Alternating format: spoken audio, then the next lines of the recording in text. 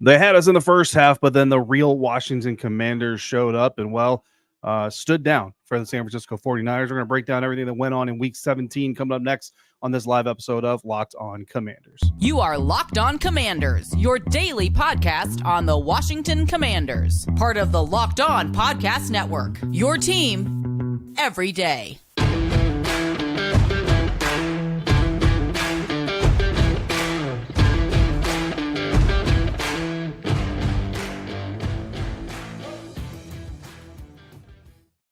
And welcome into this live episode of Locked On Commanders, your daily podcast covering the Washington Commanders, part of the Locked On Podcast Network, your team every day. Thanks so much for making Locked On Commanders your first listen of the day every day and your first view of the day following these Washington Commanders games. Only one left after this weekend, so I really appreciate you all for coming through on a regular basis. If you want to continue this conversation with me, you can do so by becoming a Locked On Commanders insider. Go to joinsubtext.com/Locked On Commanders, and from there, you'll get text messages directly from me during games, practices, press conferences, and everything in between on the weekends.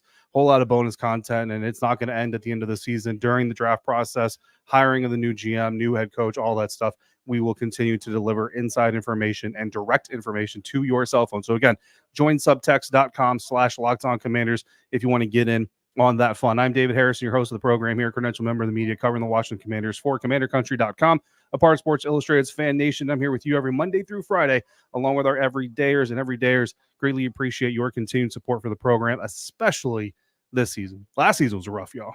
This season was rougher. Today's episode brought to you by Prize Picks, the easiest and most exciting way to play daily fantasy sports. Go to prizepicks.com/locked on. Use the promo code Locked On NFL, all lowercase, to get a first deposit match up to $100. On today's episode, we got a few things to discuss that my insiders sent me, including draft position, which is the silver lining to this whole thing, something that we're going to cling to from the end of next week until April, and then from there until training camp and preseason. Then we get to do this whole dance once again, hopefully with a better result.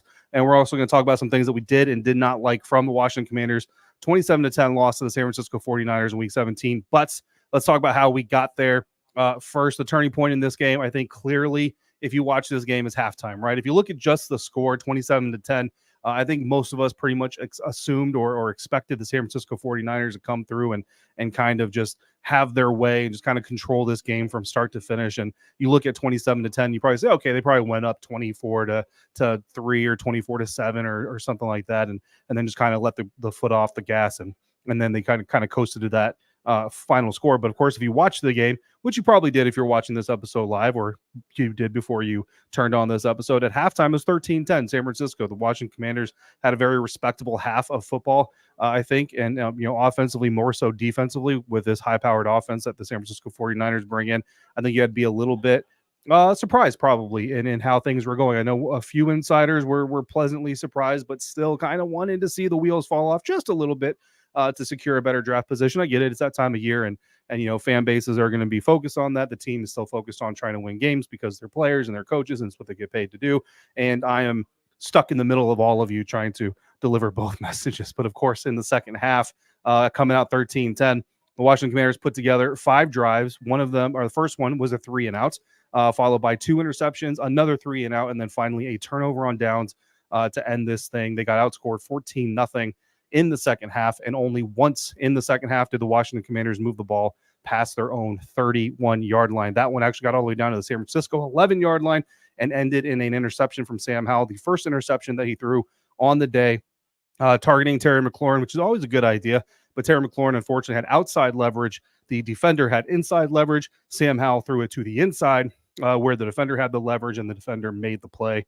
Unfortunately for Sam and for the Washington Commanders offense, come away with no points on that, and then never really got into scoring position again for the rest of the evening. Looking at the offensive side and the defensive side of things, what I liked about the offense was Sam Howell in the first half.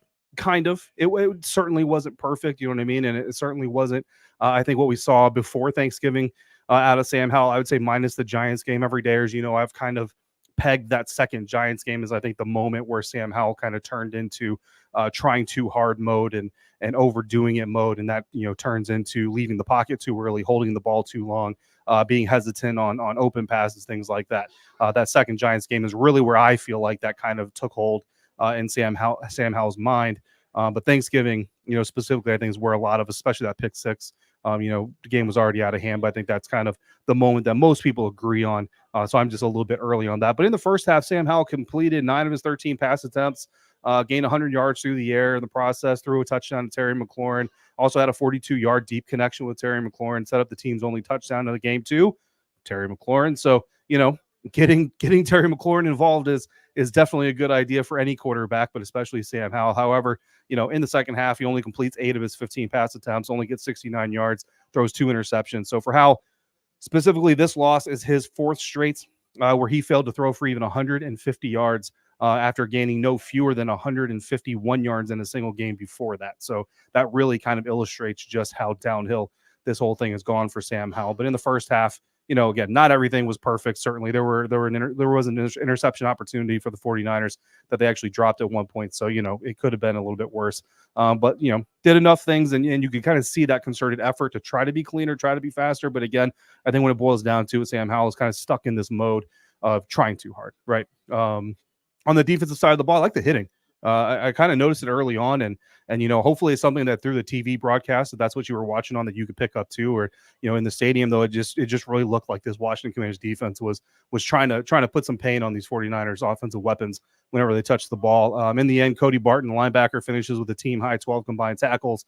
Khaleke Hudson had 11. Khaleke was flying around the field a good amount today, and so it at least shows that you've got a bunch of guys on the field in the locker room that are willing to go out there and put in the maximum effort and put those things in. And with a 4-win team, now 1 game left in the regular season, that's the most you can really kind of cling to, I think. Looking at the live chat real quick, Nick says is wondering why more media members haven't asked or pressed or in press conferences rather asked EB about the lack of a run game. There's a solid average yards per carry, barely using the backs.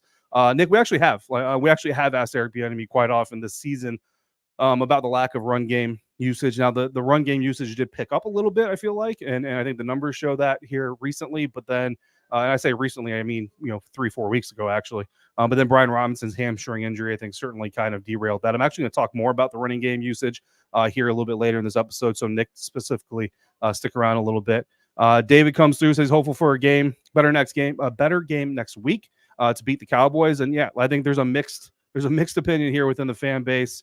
And I think that is just kind of where we are, right? Half the fan base wants the losses, half the fan base wants the wins, or wants the draft stock. But I would say I think even the people who want the draft picks would like to see, like a game-winning field goal loss versus a multi-score loss where you're just kind of winding down the clock at the end of the game. Ravi, one of my insiders, comes through. Yeah, Ravi asked that question as well, Nick. So again, we will get to that. Thankfully, the insiders, that is one of the topics that we will converse about here at the end of the episode. But before we get to that, we're going to talk about what we didn't like on Sunday. And yes, there's a pretty good pool of things to pull from, and we're going to rekey the Washington Commanders. All of that is coming up next on this live episode of Locked On Commanders, part of the Locked On Podcast Network, your team every day. And this episode is brought to you by Prize Picks. Prize Picks is the largest independently owned daily fantasy sports platform in North America. DFS, Daily Fantasy Sports. They are the easiest and most exciting way to play daily fantasy sports because it's just you against the numbers instead of battling thousands of other players, including pros and sharks and guys like me who unfortunately or fortunately study this thing for a living. You pick more than or less than on 2 to 6 different player stat projections and then sit back and watch the game in a way that really adds another dimension. The way that fantasy football adds a dimension, Prize Picks also adds a dimension that is similar, but also a little bit different. Prize Picks is really simple to play. You can make your picks and submit your entries in less than 60 seconds. Go to prizepicks.com/LockedOnNFL. Use the promo code LockedOnNFL for a first deposit match up to $100. Again, go to prizepicks.com/LockedOnNFL. Use the promo code LockedOnNFL, all lowercase, to get a first deposit match up to $100. Prize Picks, daily fantasy sports, made easy.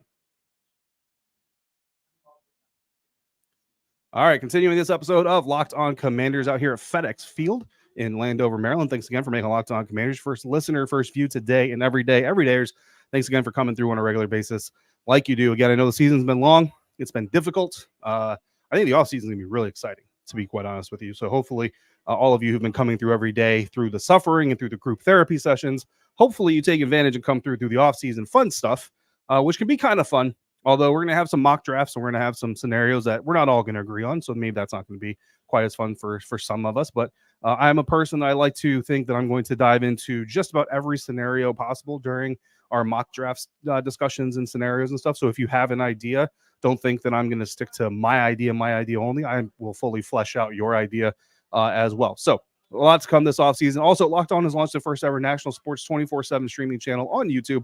Locked On Sports Today is here for you 24/7, covering the top stories of the day with local experts of Locked On, plus our national hosts and shows covering every single league. You got fantasy football, fantasy basketball, dynasty leagues if you're into that. Obviously, the offseason is still important for you. Go to Locked On Sports Today and you on YouTube and subscribe to the first ever national sports 24/7 streaming channel. Talking about what I didn't like on Sunday, and then we'll get into rekeying the Washington Commanders for those of you who are still interested in seeing the Washington Commanders win, like David is. What I didn't like from the Washington Commanders on Sunday, obviously the loss, you're going to bring multiple candidates of things that you didn't like on the offense. I mean, everything in the second half, right? And especially Nick and Ravi and everybody else, the lack of Brian Robinson Jr. I mean, again, what else is new? Like, that's literally what's in my script. So I think Nick and Ravi specifically will be happy about that. What else is new? Brian Robinson, 8 touches, 62 yards in the first half. That's 7.75 yards per touch, man. I mean, you can't get much better. I mean, you can get better than that. I mean, suppose you can go to the house every single touch,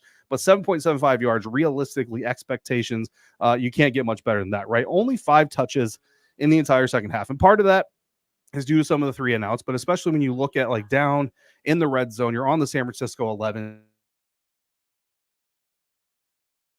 Again, behind putting Jacoby Brissett in was super damn, and as much as that is protect him physically from all the damage he's been taking, or the beatings he's been taking, I think it's equally mentally. And I don't know that Coach Rivera or EB or Sam himself or Jacoby would ever go as far as to admit that or say that publicly, but that's the way that, when I observe the situation and I observe the team, and I observe the guys that are involved and the people that are involved.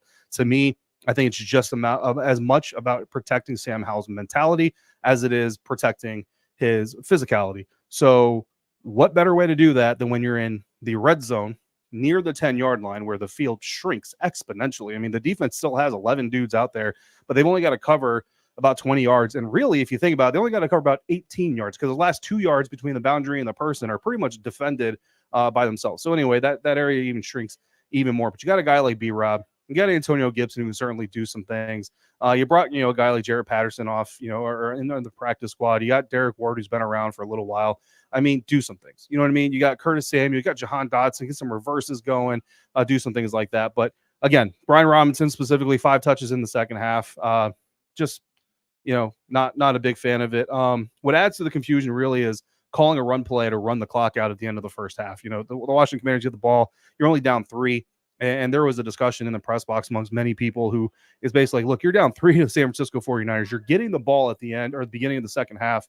Don't do anything crazy and don't risk anything too crazy. End up turning the ball over to the 49ers, who now have the opportunity to put up even more points for the half. And instead of just kneeling on the ball, the Washington Commanders come out and they run the ball. And, look, I don't want to like hold a grudge against Antonio Gibson, and I'm not, doing that. I don't dislike AG by any means, you know what I mean? And eventually you got to let a guy kind of develop and get past his own history, but he does have a history of fumbling the football. So when you run the ball with Antonio Gibson at the end of the half and you're in your own end, you're risking the possibility of a fumble happening. You're risking the possibility of the 49ers getting the ball back, turning a 3-point lead at the end of the half into a 6 or even a 10-point lead. And to me, it just doesn't make sense. And then you couple that at the end with calling timeouts near the end of the game to preserve time on the clock. And then once you do get the ball back, you're not going to win the game. The assumption anyway is that you're trying to do some things with the offense to kind of build some positivity. And the first thing you do is you come out and run the ball with Antonio Gibson, and you let the clock start to run down, and then you have some incompletions. It just the whole thing was just kind of weird. That is an insider topic of conversation, so we are going to actually talk more about that here in just a little bit. But obviously, it's something that stuck out to me as well, specifically what I didn't like about the offense. Defensively, what I didn't like were the explosive plays. 8 explosive plays allowed by the Washington Commanders defense on Sunday to the San Francisco 49ers. And I get that it's the 49ers, but still, when you come out as an NFL defense, you're looking to minimize those explosive plays. Those 8 explosive plays came on multiple drives, obviously led to 20 of their 27 points. So again, explosive plays leading directly to scoring opportunities. It's no surprise, 20-yard pass, 10 yards or more run. That's eating up a whole lot of field. You know what I mean? So obviously, most of the time is going to lead to scoring opportunities. but not only is it leading to opportunities, it's actually being converted into points. In fact, the only drive where the 49ers had an explosive play that they didn't turn into points was late in the game. They turned it over on downs at the Washington Commanders 2-yard line. Basically, to me, it's Kyle Shanahan just like, okay, we're going to give you the fighting chance. We're actually going to kick a field goal, stack more points up. We're going to run a play. We're going to give your defense a fighting chance to not let us run this thing up. And that's what the Commanders did. So outside of that, if this is a competitive game, you figure Kyle kicks the field goal and 23 of the 27 points are off of explosive play drives. So those are the things I didn't like in this game. Time to rekey the Commanders. I dropped 3 keys to a Commanders win for those of you who are interested in that kind of thing this type of year. Key 1 was clean quarterback play. Key 2 was running the clock, dominating the clock. Key 3 was forcing and enforcing third downs. And I am unhappy to tell you that they did not secure a single key on Sunday. Key number 1, clean quarterback play. Really, I kind of stole that from Jacoby Brissett, right? I asked Jacoby on Wednesday before his injury crept up and he was scheduled to be the starting quarterback. I said, what do you guys have to do to beat the San Francisco 49ers? Because, again, I know a lot of Commanders fans don't want the wins. You want the draft picks. I get it. But the players and Jacoby, he wants the win. So I asked him, what does it take for you guys to beat the 49ers? And he said it starts with clean quarterback play. When he was talking about himself at the time, but even as he comes out of the game, Sam Howell goes in and gets a start in his place. That clean quarterback play has to stay. You know what I mean? So even Friday, as we didn't know who the quarterback was going to be, I kept that key in there. That was the message of the week. It was the theme of the game. Again, 100 yards and a touchdown in the first half from Sam Howell. Not a perfect game, or not a perfect half by any means, but a clean half, relatively speaking. But then 69 yards, 2 interceptions in the second half. Certainly the furthest thing from a clean half. So obviously key number 1, not secured. Key number 2, run the clock, dominate the clock. The Washington Commanders, despite all their struggles and their losses and even their lack of dedication to the run game, actually have a better time of possession average than their opponents. They're actually holding the ball for more than 30 minutes per game. Not much more than 30 minutes per game, but still more than 30 minutes per game. In this game, the first 2 quarters flew by. I mean, we're looking at our watches. They're saying the first quarter is over, the end of the first half. All these things. We're like, man, we're going to be out of here by 1:30. Obviously, I'm being hyperbolic, but really the third quarter kind of flew by as well. But things kind of bogged down there in the fourth. And at the end of the day, though, it wasn't because of the Commanders. It was because of the San Francisco 49ers running the ball, short passes, doing things to move the chains, keeping the clock running. The 49ers held the ball for 38 minutes and 13 seconds in this game, while the Washington Commanders held it for just 21 minutes, 47 seconds. So, again, the clock did run, but it was because the San Francisco 49ers dominated, not the Washington Commanders. Key 2 also not obtained. Key number 3, force and enforce third downs. Didn't do an adequate job of enforcing the third downs they got. They allowed 4 of the 9 to be converted, and they allowed a total of 28 first downs. So even the 2 of the 5 that they did stop, 2 of the 5 third downs that they did stop resulted in points. They were both field goals. So they were third downs deep in their own end that the San Francisco 49ers turned into field goals. So even when they did stop third downs, it was a little too late, unfortunately. So again, 3 keys: clean quarterback play, running the clock, owning the clock, emphasis on running the clock, and then force and enforce third downs. Did not come up with any of them, which, of course, as I've told you all season, this is kind of a quest type of scenario. I put 3 keys out there for the Washington Commanders. Grab all 3, then I pretty much guarantee you that they're going to win this game. The fewer that they grab, the less chance they have of winning. When they grab 0 of them, they are winless this season, unsurprisingly. So, silver linings coming up in our final segment. Insiders sent me 3 topics that they want to discuss. So we are going to discuss those, including why the loss today could lead to wins tomorrow. And that is coming up on today's episode of Locked On Commanders, part of the Locked On Podcast Network, your team every day. And this episode brought to you by FanDuel. The NFL regular season is wrapping up, but there's still time to get in on the action with FanDuel, America's #1 sportsbook. Right now, new customers get $150 in bonus bets guaranteed when you place a $5 bet. That's $150 in bonus bets, win or lose. Doesn't even matter if you lose. Literally get paid to lose. It's like the NFL draft picks. The more you lose, the better off you are in April. Sunday Night Football is going to get started here pretty soon, and if you're live with me, if you're listening after the fact, it's probably already done or in routes or in progress or what have you. But if you're with me live, the Minnesota Vikings are favored to beat the Green Bay Packers. So if you haven't signed up for FanDuel, sign up now. Go in there, make that $5 money or make that $5 bet, and you get $150 in bonus bets no matter what happens. The app is easy to use, and there's so many different ways to bet, like live same game parlays, new bets in the new Explore tab, make a parlay in the Parlay Hub. Which I love parlays, by the way, and more. So visit FanDuel.com/lockedon. Make your first bet a layup FanDuel, official partner of the National Football League.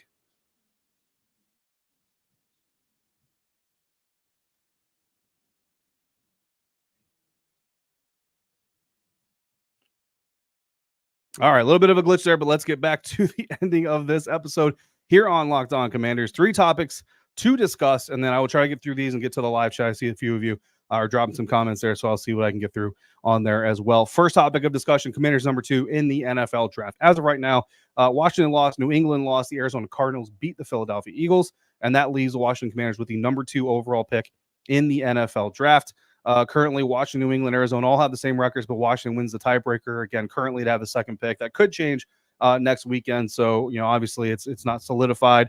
But according to my math, which I'm pretty confident in, but I wouldn't say you can take it to the bank necessarily. I think the worst that the Washington Commanders can do is number 4. The best they can do is number 2. Of course, there are some other things that kind of play into that. So if you're in the draft a new quarterback pool, then you're at least within tradable distance of doing that, or you're in the number 2 seat, which means you can get either of the top 2 quarterbacks if you love them both. If you're in the trade back pool, you're obviously in good position. If you're in the take the best player available that is not a quarterback, you're still in pretty good position. The Carolina Panthers the Carolina Panthers lost on Sunday to the Jacksonville Jaguars, securing the number 1 overall pick in the NFL draft, which of course goes to the Chicago Bears. So they'll have to decide what they're going to do with Justin Fields. If they go away from Justin, they'll probably draft the first quarterback off the board, depending on who they like the most. And then the Washington Commanders would either take the second quarterback off the board or do whatever they're going to do with it. Spoiler alert for the offseason programming. I am a big trade back guy. But again, we will dive through all kinds of scenarios. So don't worry about that. Your scenario will certainly get worked through as well. Second topic, why the timeout? So, so here's where I'm going to go with this. Here's what I believe is happening. I think during the end of the game, Eric Bieniemy is probably asking Ron Rivera to save him some time to go do some things on the offense. Why the run in the beginning of that final drive if you want time to go run your offense? Because presumably you're wanting time to run your offense so that you can get Sam some more snaps. That's kind of been the message all year long. Instead, we get a run from Antonio Gibson. And honestly, the best answer I can give you is, well, they're probably not expecting it, so we can probably gash him for a good amount of yards, set ourselves up towards midfield or so, and then go from there. It didn't work. The San Francisco 49ers are a really good defense, really disciplined defense, so it didn't work. So that's the best explanation I can possibly give you. That's what I think probably happened. Just given the history of Ron Rivera, Eric Bieniemy, if EB asks for something like that and Ron doesn't just have this like stance against it, typically he gives it to him. But he's not typically going to say, "Hey, EB, I want you to do this." So that's where my thought process goes. Why not the commit? Or why not committing? Why did they not commit to running? Not just in this game, but all year long. Really, guys, that's a multi-layered conversation that we are going to have on our end-of-year AAR episode or series. I haven't decided yet. It might be a whole week-long end-of-year AAR, but there is going to be a significant portion dedicated to the lack of run game, the lack of use of Brian Robinson, who, again, everydayers, if you've been around this season as an everydayer, you already know I've said, pound for pound, Brian Robinson Jr. has been the most effective playmaker on this roster the entire season. Terry McLaurin might be the best, most established, most well-known name, but Brian Robinson, within the system, with everything going on, has been the most effective. Obviously I've got some beef as to why he wasn't used more than he was this year. Again, three Brian Robinson carries and 1 target in the first 15 plays. We talk about it all the time. The first 15 plays are scripted. And if that's holds true in this game, then Brian Robinson was the object of those plays just 3 times. And honestly, really just 2 times, the 2 carries or the 3 carries and then 4 times with the 1 target. But the target, he was not the primary. So really 3 times out of the first 15, that's 25%. As far as I'm concerned, your most talented player should probably get 33% of those looks. Your most effective player should probably get 33%. The rest of those looks, and then who you think could be the second most effective player, if it's not the best player, should get another 33% of those looks. But that's just me. Third topic of conversation, the offensive line. I'm going to read this actually verbatim from Michael, who said the offensive line played better than expected. I agree. But I feel like Howell at times in this game looks like he's playing in slow motion. Other times he's playing with a sense of urgency. Do you see it, or is it me? If so, do you think this is a character trait or performance issue, uncoachable or coachable? Yeah, no, I 100% agree. And actually, it looks like he's playing in slow motion, and other times it looks like he has a sense of urgency. But in his mind, it's all fast forward. You know what I mean? Like, and that's really kind of what it boils down to, is I think that Sam Howell is just, he's inside of his head way too much. And he's trying to make everything happen the way that it needs to happen, the best way for his team. So again, the inspiration behind it is good and positive, and really it's what you want your quarterback to go out there and want to make the best play for his team. The problem is it's slowing down the cycle of function of being a quarterback. And, like a lot of quarterbacks have issues with it coming out of college, he's already a young quarterback who holds the ball too long. So when a young quarterback who holds the ball too long, because that's a habit he brings with him from college, now is trying to overthink and overanalyze and overly make sure that he's making the best play possible, it slows everything down even further. But in his mind, he's actually digesting like 30 things at once, which is making it feel super fast. So he probably doesn't even realize in the moment how long it's taking him. He goes back, turns on the film, and sees it, and it's almost like an out-of-body experience where it's like, man, I don't remember that play taking that long. It's almost like a car accident, except, kind of in reverse. Car accidents obviously usually happen very, very fast. So I agree, Michael, completely. Is it coachable? It's not so much coachable as it is correctable. It's something that a leader, a mentor, someone's going to have to help him get over. So in that sense, yes, it's coachable. It's not an X's and O's thing. It's a mentality thing. It's kind of the way that he sees it. It's a perspective thing. He's got to get a better perspective on what is going on in the game. So let's hit some of the live chat comments here before we get out. I got a couple more minutes. Gear Cell says, a little over a week from Operation Kick Run, his crew out. Can't wait. Yeah, Black Monday is going to be very, very dark for this team.